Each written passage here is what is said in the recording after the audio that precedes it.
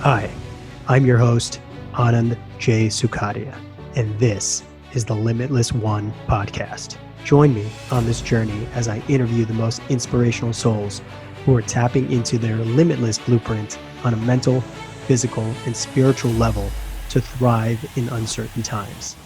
If you feel you are so much more than just this body, just this life, and want to tap into your limitless potential, you're in the right place. Here we go, Starseeds.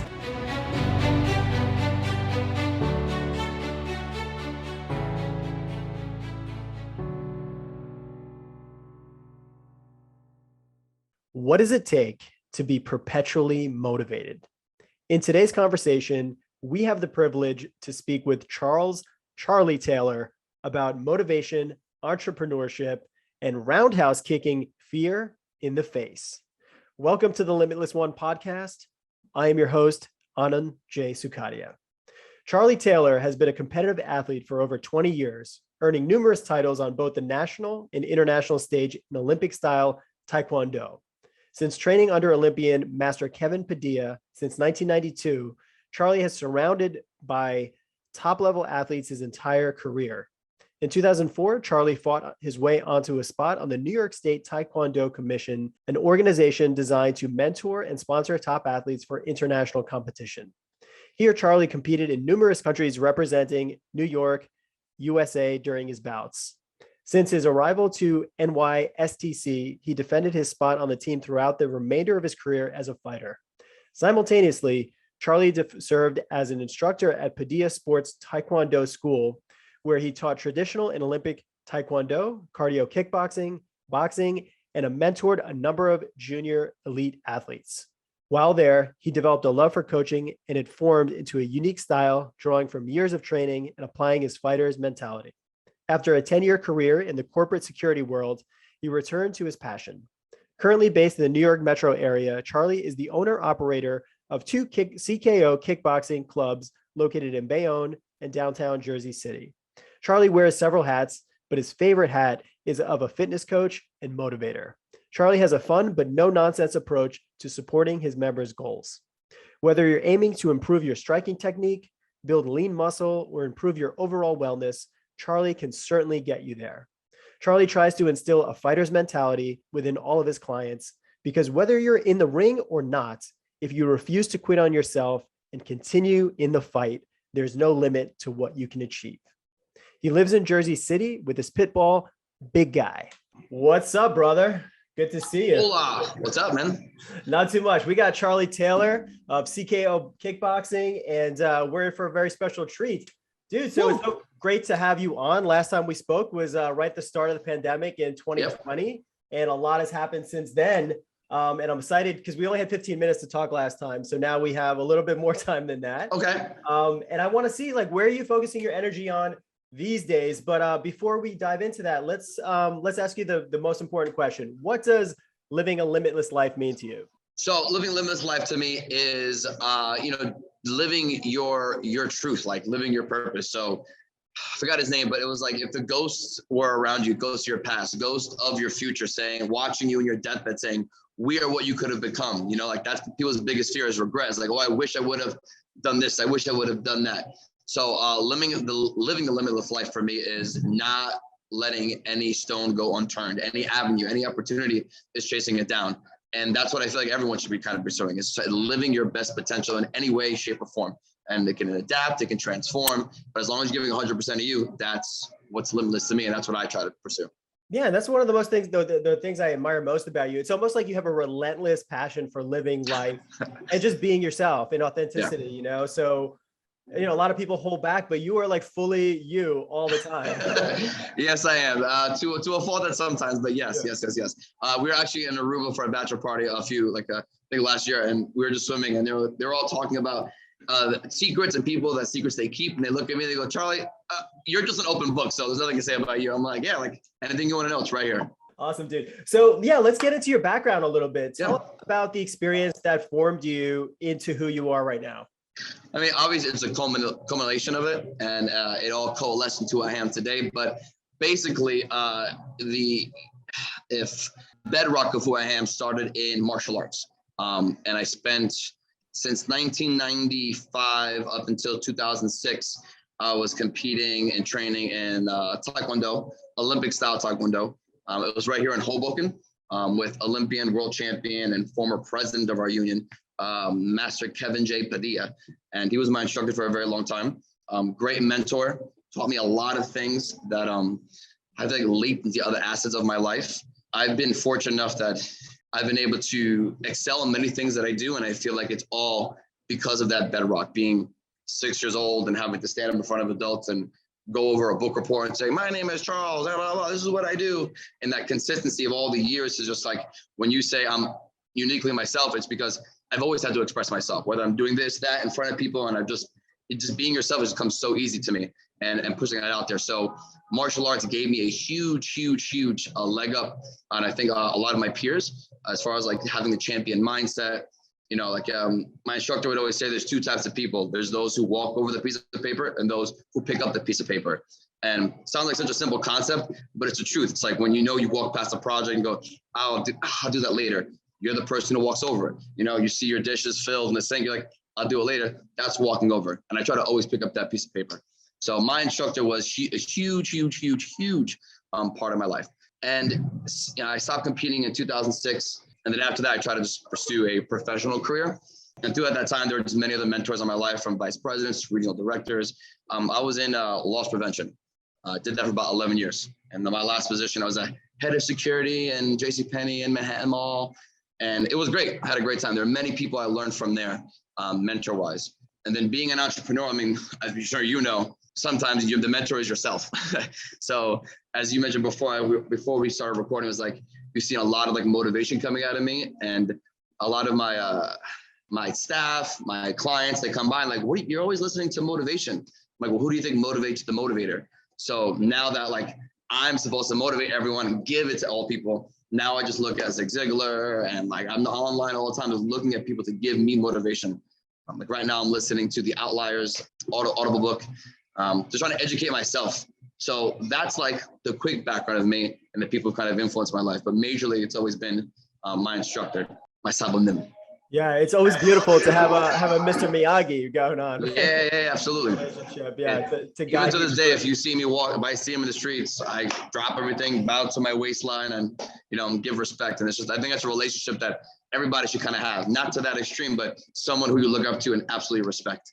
Yeah, that's the one thing I noticed about martial artists and my friends that are into martial arts. They're so disciplined and they have a true purpose, and they know their purpose. There's no hesitation in how they go about their daily life. They know what they want to achieve. They go after it, and they do it with a certain grace, because martial arts is almost, it's like a dance, right? So you have to be very coordinated in your body movement, efficient, the way that you move your body, as well as your mind, your progression on how you get to places and things like that. So that's really awesome. One of my favorite quotes is how you do anything is how you do everything.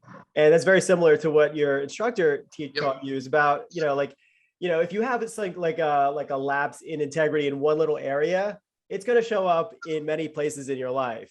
And, people who think that they can fool themselves or fool others by just acting a certain way, but then not really doing the work on the other side, they're always going to get caught. And if not by other people, their own consciousness is going to catch up to them. Yeah. When you say that, remind me of there was a point I left when I was a little harsher, a little more direct and candid. And I was like, I want to be nicer. How do I be nicer? And it just stuck to me. It's like, you can't say you want to be nice. You have to do the act of being nice consistently all the time. And then it just flows. And I was like, just like everything else in life, momentum, consistency, practice. So changing that mindset is just putting into the work over and over again. And then eventually it'll become itself, like almost like manifesting itself. You know what I mean? That's something like I'm doing the past mornings with meditation, is I feel like with the COVID drop off during that 2020, 2021, it was just like so hard just to get out of business, come back up. And I got just thrown off my path as far as like my routine, the things that I did. And then I committed to myself in 2022. I'm going back to what I used to do, is waking up at 4:30 in the morning, taking cold showers, meditating, getting back into that routine where I feel like many of us have lost in those 2 years of chaos. And I just feel good, and I'm grateful that we've made it, and I'm back, and I'm able to reintegrate myself into who Charles is. Yeah, so awesome, man. Take us back to like 2020 when we, both of our businesses were shut down, And, at the time we were like riding high, 2019, like everything was going great. Yeah. And, we were very lucky because both of us have businesses where we can live our purpose and live our passion, right? And we're interacting with amazing people who are coming in because they appreciate what you do, what you offer. And there's a beautiful symbiotic relationship that way. And then 2020 hit. And then we had this conversation where both our businesses were shut down, and we had to scramble and we had to adapt. And you talked a little bit about adapting or dying during that time. So tell us what was going on in 2020 for you guys personally, and then, how you kind of got through that. I mean, on a personal side, that's one thing. It was complete chaos in my mind. But professionally, we'll start there. Like I said, we did have to adapt. I had to figure Zoom out, just like I watched the whole podcast of what I said last time, and it's true. I had to just learn everything off the cuff, and I did. And I'm grateful that I have such an amazing team of people around me that were able to support me. And I was able to delegate some things I was able to figure out. And I just truly believe as a community, that is why we pulled ourselves out the way we are, is that we act with integrity. We ensure that all our members are taken care of. And just like I mentioned, we all had a financial loss, but what I said in the last podcast is like, we'll see if we come out of this standing, and we have. And I feel like it's a testament to the relationships we create here. We're not just a gym where you come to lose weight. It's a church, it's community. It's like you come here to feel happy. So even if you're off your fitness goals, even if you're not really achieving exactly what you want to achieve, coming to a place where you just feel like accepted and wanted and happy. I mean, that's where a lot of people come. And I'm so glad that my team has been able to consistently deliver that, and our community felt that. So on the professional side, we're back. We're back in action. We're doing things. People are coming in their own leisure, coming how they feel comfortable, with masks, without masks. And that's all up to them. And I'm just glad that you choose CKO to be a part of it.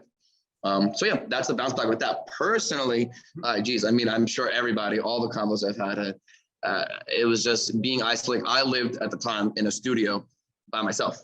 With your dog too, right? And my dog, yes. But I can't talk to him for too long. I was going crazy over here, Son of Sam style. But that was very, very, very hard. It was hard on me emotionally. It was hard on me spiritually.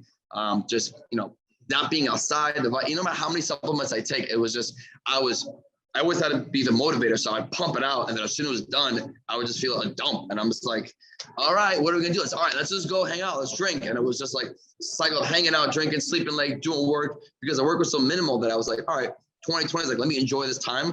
But that slowly spiraled into enjoying time, into habits, into bad habit loops. And then it just became prevalent in mid 20 and 21. So like, there were some good things, like things that in the isolation, I was able to like self-reflect and pull some things out that I wasn't able to address being so busy, which were good and beneficial. But after the clearing, it was kind of like cleaning out the closet. There was just so much crap I had to get out. And towards the end and towards now, rebuilding everything, getting back with the gym, feeling more safe and secure. I feel like that craziness has gone away and I'm able to get back on the path. So I just hopped back on it. Like I've always tell people in the gym that like fitness is circular. It's not linear. So, you just got to get on or off the wheel. It's about momentum. Just keep doing it and keep rolling. Don't see it as a straight line, and then you're done forever. Kind of the same thing with how I felt emotionally. Like it all comes in waves, and I was able to adjust, and now we're back on the path that I want to be. Yeah, 100%. There's no like straight line path to like success. You're gonna be going all over the place. They say that from the Earth to the moon, when the rockets go all the way to the moon, they ask people like, what do you think the percentage is that of time that they're actually on straight path? And people are like, oh, like 90%. They're like, no, it's actually 3% where they're going this way, 3%, then they have to adjust. Then they go this way, they have to adjust. Yeah. So that's what life is all about, And I think that 2020, for me personally, it was a time of great reflection. I never had that time off, like 3 months or whatever we were off from the business. And I was really getting into meditation, spending time by myself. I started a new relationship at that time. And then it just motivated me to do more and more and see how I can offer like more value to my clients. So I started that small podcast, and it grew into this podcast. And I know that you at the time were doing a lot of online courses, something that you guys never did before. So it's like just like learning how to do new things. How can we present ourselves in a way that people can gain value from? And it's really amazing because everyone was going through shit personally. It was a hard time. There was a lot of uncertainty. You didn't know how crazy this virus was or whatnot. Yeah. But over the last 2 years, we just had to figure out how to adapt. And what I noticed is I was just traveling in Florida a couple of weeks ago, and it's like doesn't exist there. Everybody is living their lives. My family lives there, so I know. Yeah. And then when I come here, and we have a lot of intelligent, very highly educated people here in our area in Jersey City, but it's like it's a little bit divided here, where you have a lot of people living in fear and a lot of people not living in fear. So as a business owner, how do you work with the people that have a lot of fear, have a lot of apprehension about coming back in? And then also, obviously, the people that are not living in fear, it's a lot easier to deal with them. But how do you mix and match the two groups? Because you have a place where people are working out together, right? Yeah. So I'm sure there's going to be a lot of, whereas my services are all individual based or in their own private rooms. Yeah. Mm-hmm. There's a couple of things that one thing I like, what I envy people like you for is that I need people. People are my life battery. So I'm isolated, my battery goes down. You did more meditation, you did more self-reflection. Mine was a little more chaotic than that. Me, when I come back to here, this is when I feel like I am holding myself. So do you feel like, why do you feel like you possess that? Are you introverted, you're extroverted? Why do you feel like in that time of, without being, I know you had no time off, but in that time, why did you self-reflect so much? I think that, it's weird to even say, but in a way it was I felt good to have a little bit of time off because I was go for so long. Yeah. I would say growing up as a younger person into my 20s, even into my early 30s, I was actually much of an introvert, a lot more extroverted now. I love people. That's my lifeblood, just like you. And I generate off of that. Great conversations are way more than any kind of success that I could have personally, because when you share it with other people and you feel the love between, two souls just interacting, it's that's my life. What we do isn't carved in stone monuments, but woven through the lives of others. 100%. 100%. Absolutely. I agree. And that's my real wealth in life, is having the most amazing family, the most amazing friends, an incredible girlfriend. And I just got a new little puppy too. But going back to that time, I don't know. I felt like it was a very spiritual time because there was so much craziness going on. You saw like the news footage of people dropping dead on the streets, which now we know it was all fucking propaganda. But at the same time, it's like, okay, how can I be the calm in the eye of the storm? How can I be the eye of the storm, right?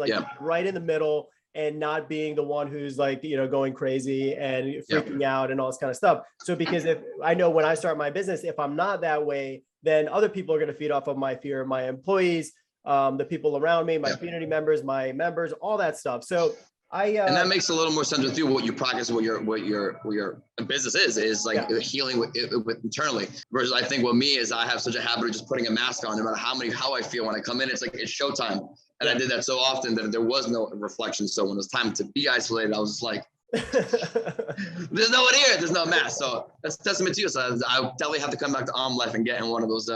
For sure, you gotta get in the flow tank, man. You infrared songs, but we gotta get. If you do 15 minutes, I'll have to start there. I'm only up to 10 minutes in self meditation, so that was great to hear. And then so about the fear mindset, we'll go there. The fear mindset. I mean, honestly, the way I've dealt with it is dealing with it and not dealing with it, which might seem weird. People are scared to come here in general, for fitness in general. So we always try to make people feel comfortable coming here. So when they come into the gym, it's always about you're on your own bag, you go at your own pace, it's instructor led, all beginner levels. It doesn't matter if you're advanced or not advanced. And that's just kind of what we've always given people peace of mind when they come here. So I always deliver on that. But in addition, I let them know the measures we've taken place as far as our cleaning. We used to have 4 classes a night, and now we only have 3 because we have half-hour gaps in between to fully sanitize. We have a team that wipes everything down. So giving the visual presence of cleaning has been a help as well. And then we're in a new facility, so we have a bunch of new HVAC systems, cleaner systems. So those do a great job in quelling people's anxiety. But at the end of the day, it's on you. At the end of the day, it's how you are going to interact with that fear. I can tell you when I was at one time terrified, and then all the time I was I remember on the news, it was 31-year-old baseball coach dies of COVID. I was like, oh no, I'm 33. I'm gonna go. I'm next. And I understand what that fear felt like. And then I just, on my own doing, research, listening, watching, taking care of myself, that quelled away, and the news stopped spiraling. But to help others, it's just been demonstrating that what we do here, we're safe, we're separated. And in the thousands of classes that we've had, there have been no outbreaks. And that's just really just about it. There's nothing more I can do for people in that sense to make them feel better, other than give them every parameter, show them that we're here to help them, and then just kind of listen and care for them. It was frustrating in a business end, like people canceling, people saying it's not safe, despite how many cases we've had. We have members who have been here for years, not want to come anymore. And we've had brand new people walk in and take class. So it's a mixed bag. And I just say you're free to exercise your choice, and I'm here to help you. And when you're ready to return, we're here for you. So the fear mindset is all I can do. What I do is I just try to pump people positive energy, and hopefully it somehow translates into your life, however it's beneficial. That's why I'm always on my on my Instagram. That's usually my message is like, let's go, let's do it. Don't make any excuses. So that's my form of motivation. So hopefully our members see that and they get something from that. But that's all I can really do, because I feel like you have to pull yourself out of your own fear. For sure. And it's working with them with compassion. I know, right? It's like, we could be like, oh, I'm not fearful. Why are you fearful? Or look at how many people are living their lives, and you're, but it's, everybody goes at their own. Because right now it's all barking back and forth in the news and our political parties. And I'm just like, listen, this is just reason. You can do whatever you like, mask, no mask, stand here, go in the back, whatever. There's no like, I'm not here to judge your choices. I'm here to just give you a place to live your best life and work out and have fun. Absolutely. So, that's what dealing with other people. What about yourself? When you run into fear, how do you tackle it? If you had to be completely like, ruthless with yourself in terms of that, right? Because, we're really good at giving advice to other people, but then when it comes to our own self, maybe we, it's a little bit different. And I feel the same way. And I'll tell you a little bit about how I get through it. I just think I was not listening to my own bullshit, because I do it to myself too. I'm like, man, I work a lot. I'm a busy guy. I'm not going to do this. Fear didn't really attack me. It was like, I can't see really, like, I was scared of the virus in the beginning, but it wasn't really fear. Like even fear with the business, I don't really want to say it was like anything with fear, because I was really confident we were to come back. Maybe what I was concerned with, like I said, was like my routine and my own self-health and getting back on my routine. But my own fear mindset, I don't feel like I have a fear mindset. Like anytime it's like, no, like what I do is, and it might be ego driven, and that's perfectly okay. I compare myself to Prince Vegeta, but I believe in myself. And whenever I'm feeling like fearful, I'm not going to make it, I just look at myself in the mirror and I just remind myself of all the things I've accomplished, all the things I've done at such a young age, and how I've pushed through it and been successful. And just remind myself, like, you are the great one. You are. And I'll fluff myself up with as much fluff as I need to, but that always makes me feel good. It's like, you're not a normal person, Charlie. You are above average. You need to go out there and continue to prove it and show others that they can be above average too. That's kind of how I push myself. The same way I try to push others. It's just a river flowing right back to you. So that's what I do when I'm feeling fearful. Just remind myself who I am, what have I accomplished, and what my purpose is. That's beautiful, man. Yeah. So for me, it's like, when I am feeling the most abundant and in flow and everything like that, fear doesn't even creep into my mind.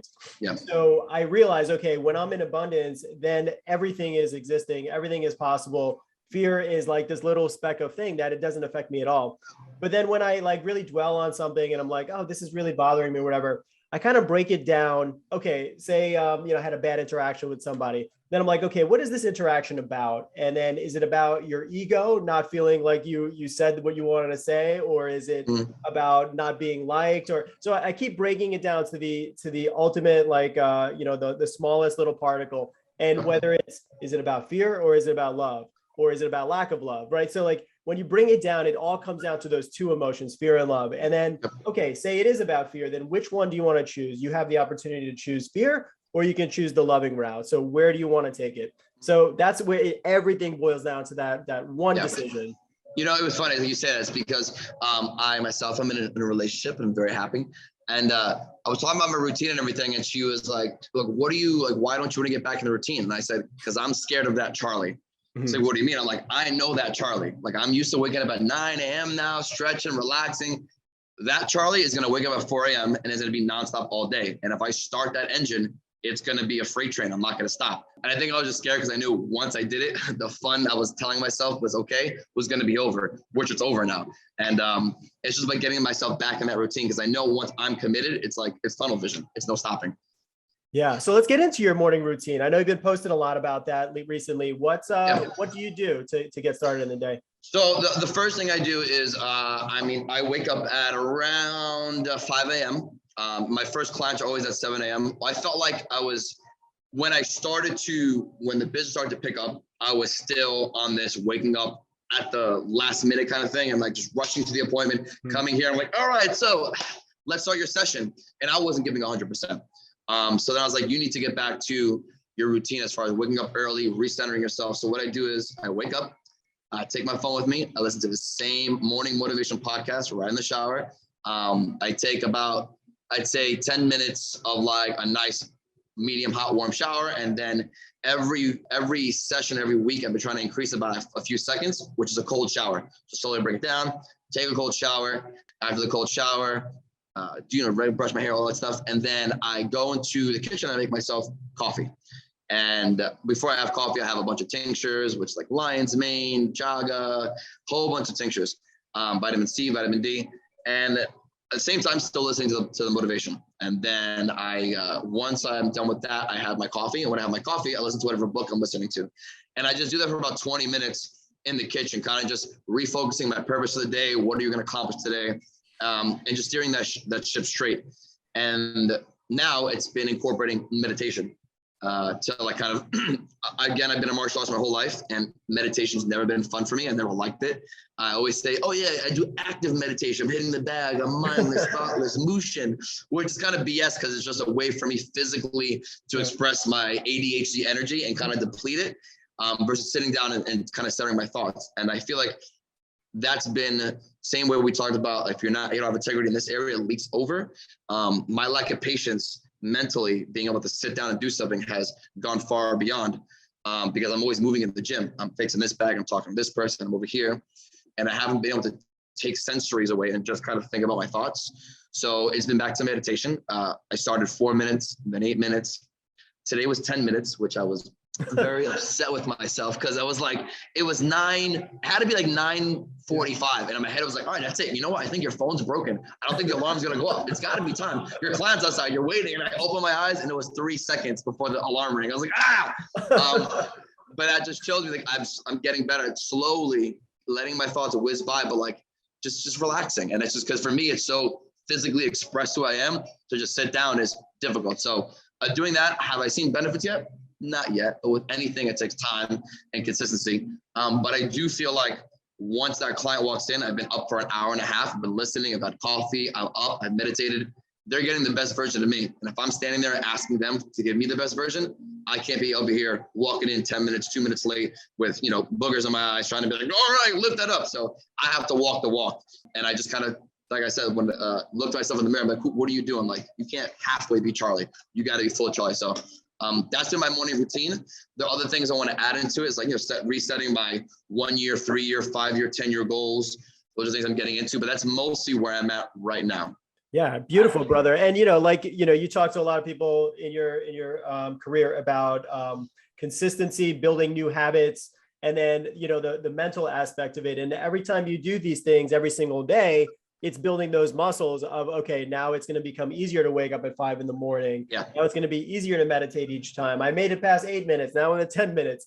Yeah. All you got to do is just start somewhere, right? That's all it is. And, a lot of, behavioral developmental people say that if you do a habit for 21 days straight, it becomes ingrained.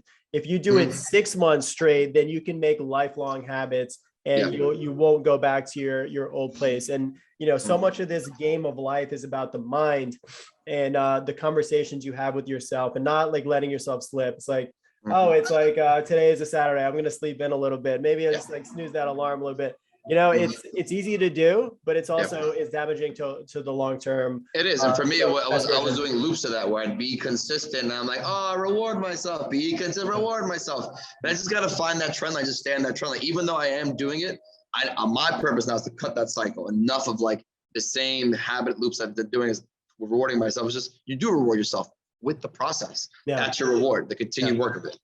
Yeah. And then being gratitude for where you are. And you have to look at the milestones in your life, where you were a couple of months ago, where you are now. There's probably a huge difference from when you started changing those habits. So it's just being kind to yourself, making sure you're doing the right things, but also talking to yourself in a good way. Like you say, you listen to this motivational stuff. And it's not just like lip service, right? A lot of people listen to that stuff, but then mentally they're talking to themselves the wrong way. Yeah. It's about believing that. And I never liked motivational speeches. Yeah. I used to think that people who needed to read, and this is old Charlie, like, oh, you need a motivational book, man. Like, you just motivate yourself. Oh, you need a video. I thought that was like weak-minded, but then how I transferred, like I started finding purpose in it because I give so much to people that I was depleted of my own motivation. And I'd look at them and like, all right, you work out, have a sandwich. So like that was hard for me. So listening to just constant affirmation, just speaking about it, it sounds silly, but the first 10 seconds, 20 seconds you wake up, the first thing I hear is, you can do it. Let's go, baby. And I'm like, whoa, I'm in the shower. I'm so much better than I was before. And it sounds silly, but it does go a long way. It helps me. I'm sure my girlfriend's tired of hearing that every morning at 5 a.m. in the bathroom, but that's me. Yeah. I'm just like, No, but it wakes you up, bro. I've never felt better after like doing cold showers, doing cold plunges. Man, it does something to that body where it just wakes you up fully. You're feeling totally energized, and then you're so present too. You're in the moment. You're not thinking about the past. You're not thinking about the future. You're thinking about, okay, how can I warm myself up before I freeze to death? The hardest is my breathing. Like I'm really trying hard to calm my breathing. I'm watching like Hoffman. I'm like, I can't do it. It'll take time. You know, I think what I have to do is try to like, I have a tub, is like slowly working to submerging myself, because when it just hits your head and then hits your chest, it's like, it's kind of hard to like get the whole cold on you. No. You know what I do actually, I find it's a little bit easier. So like basically I'll sit like and do like cat cow on my knees. Okay. And my forearms. Like, so I'll put my hands. So I'm getting basically everything. I'm getting my head, I'm getting my back. And then like if I look up, then it's getting like the front part of my body. So that's what I kind of do. It's a little bit easier to sit for some reason rather than stand for me when I'm doing the cold showers. Yeah, I just stand because I'm literally moving around. I'm like, trying to stand still. But yeah, it's been great. It's not even like, it is about the benefits, but it's more so just getting out of my comfort zone. I think that's what's happening in the past 2 years. It was just so much comfort, like, sleeping in and eating whatever I wanted. And then I forgot the relationship and the meaningfulness of being uncomfortable and building those mental calluses of doing shit you don't want to do, not because you don't want to do it, because you need to do it. That's on the agenda. I said 5 miles, I'm running 5 miles. I said I'm gonna take a cold shower, I'm taking the cold shower. So it's just like reminding myself that I didn't get here through comfort. I got here through struggle. So his best years were nice, but now it's back to struggle. Yeah, I know for myself, I've never regretted taking myself out of my comfort zone. I've always been better on the other side. So Absolutely. It's like whenever we think, oh, like this is not something for me, like, no, just fucking get into it. You can decide afterwards whether you like it or not, but getting out of your comfort zone, that's where the real magic in life is. So we got a little scene location difference. Change. Yeah, quick change. Awesome. Charlie, so let's get into like what's the most important lesson that you've learned from the last couple of years, professionally and personally? I mean, I would say obviously with everything that happened is not taking things for granted, you know, like we both thought we were on this high in 2019 and our business would be super successful. And then after these past 2 years, there's so many friends and other business owners that we know that weren't able to make it. I mean, just being grateful that I have what I have and not taking any of that for granted, because it can be taken away at any moment. So living each day to your fullest and appreciating those around you and just not taking anything for granted, honestly. Yeah. So the final couple questions I have for you are, why do you think you came here to planet Earth as Charlie Taylor? What did you want to experience? What did I want to experience? I mean, I don't know what that Charlie Taylor wants to experience. I feel like why I'm here is we all have like our purpose. And, you know, as we said before, like I have no qualms with being 1000% who I am. So I feel like the gift I've been given is to give that gift to others, and through demonstration or conversation or however it may reflect on them, it's just to be you, like just be 100% yourself, believe in the things that you can do. Don't doubt yourself, because the difference between you and a CEO is they did it.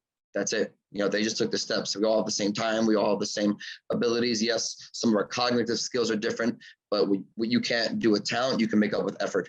So I feel like that's always been, because with my friends, I have a no BS kind of attitude. And sometimes it comes out as too candid and direct, which I completely understand, but that is just how I am, because I don't want anyone to question who they are, question what you can or can't do. Like, you're you can do whatever you want to do. Like, who says no, who says yes, it's up to you. So if that was a reason I came here, I feel like that's my reason. Yeah, beautiful. And you know, we're all handed different cards, you know, at the start of life or whatnot. But at the end of the day, effort is always our ace card, and we always have that, and we can go by that. And we're, regardless of where we are, we're only completing with ourselves.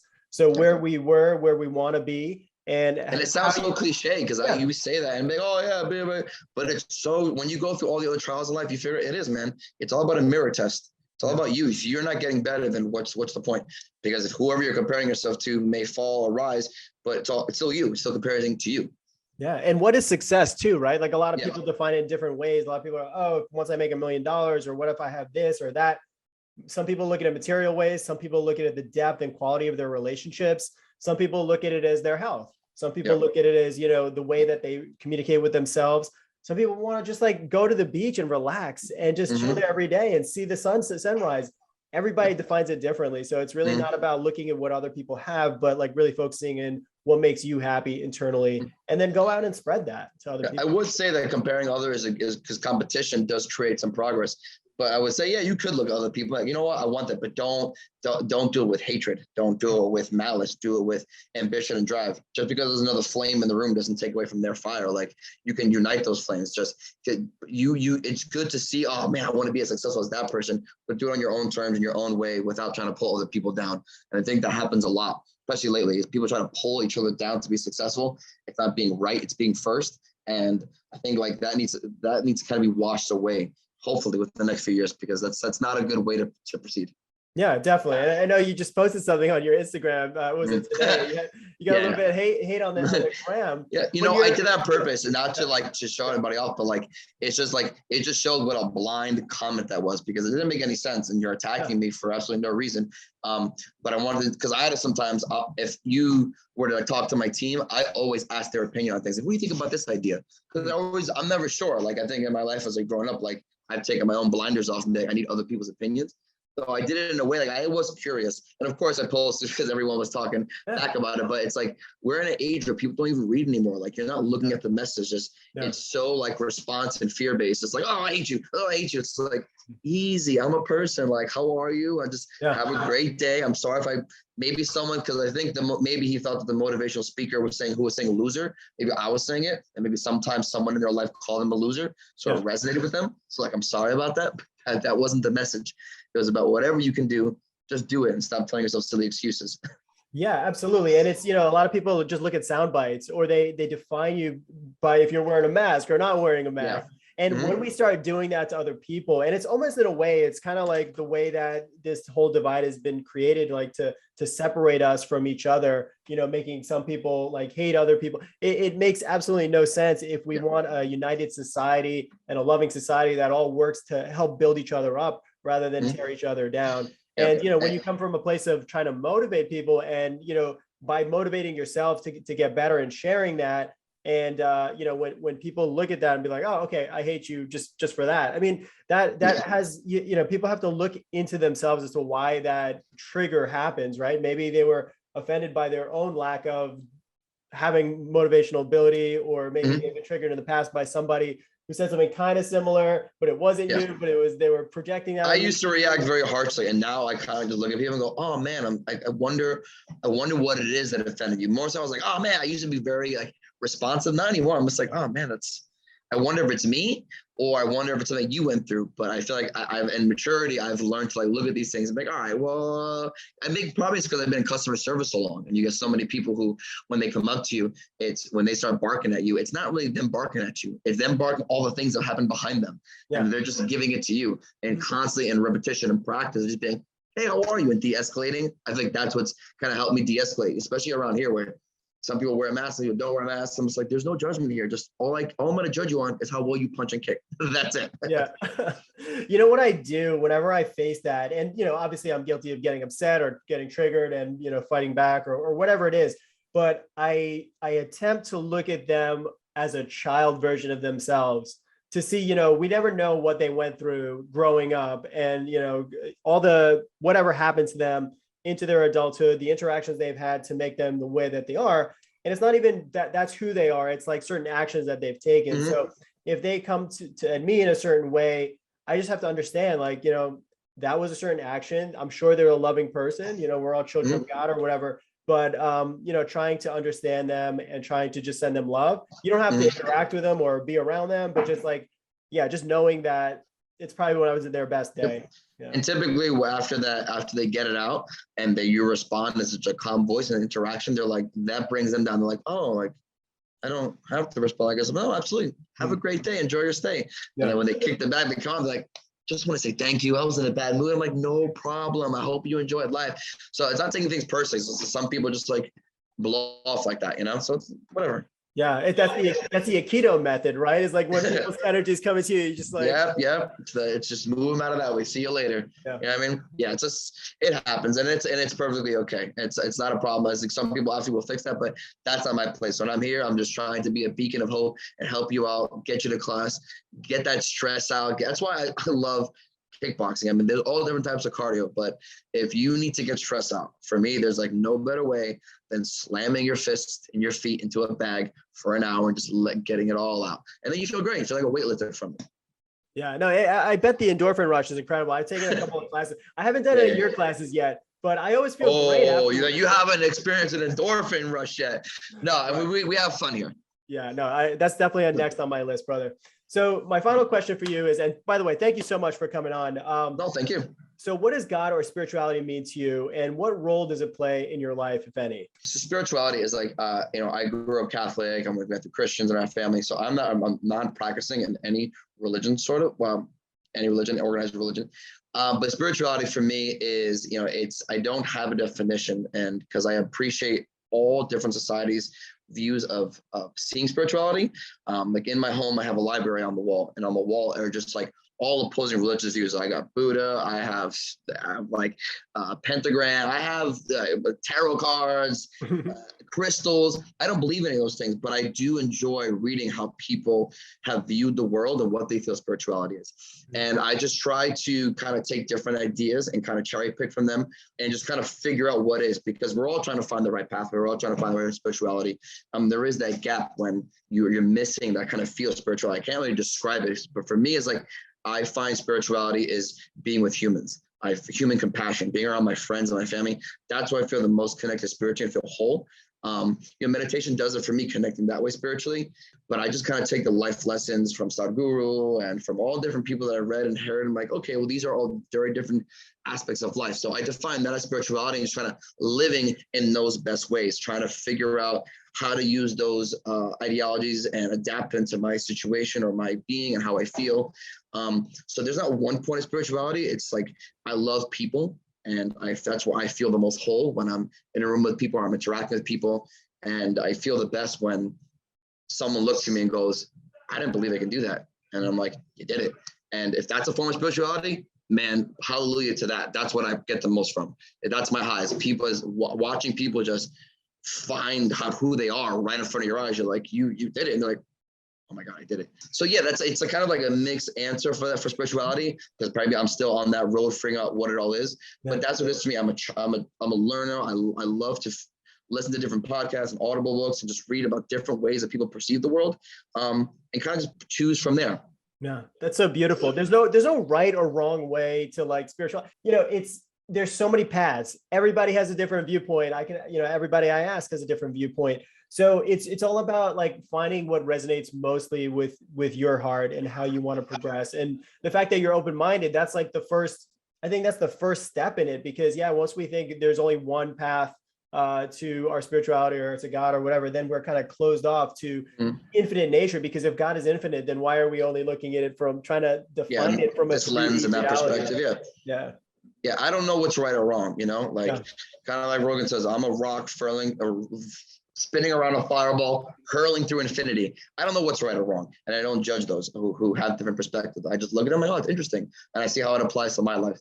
Some things I think are beneficial, some things I think are nonsense, but that's just the way it is. But I think what you said is being open-minded, just like take everything with a grain of salt, listen to it, and that's it. Don't judge, don't pass judgment, because some people believe in different things and some people have different motivations. So just be understanding, be open-minded, and you'll find your own way to that spirituality.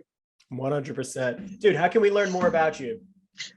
You can come to the gym and just talk to me. I love talking in person. But we're here at CKO Jersey City, CKO Bayonne. You can always stop by the gym. If you want to learn more about me personally, you can go to charliekofitness.com, read about my background, my fight career. And then on my Instagram, I do kickboxing tips, I do motivation, I just post funny videos. So that's charlie.ko. And those are 3 ways you can get in contact with me. Emails on the Instagram and all that stuff. So you want to shoot me an email, have a convo, do some personal training, we can do that as well. Brother, thank you so much for coming on, and I will see you at the kickboxing class in a couple of weeks. I'm going to hold you to that. Sounds good, brother. Thank you. Ciao.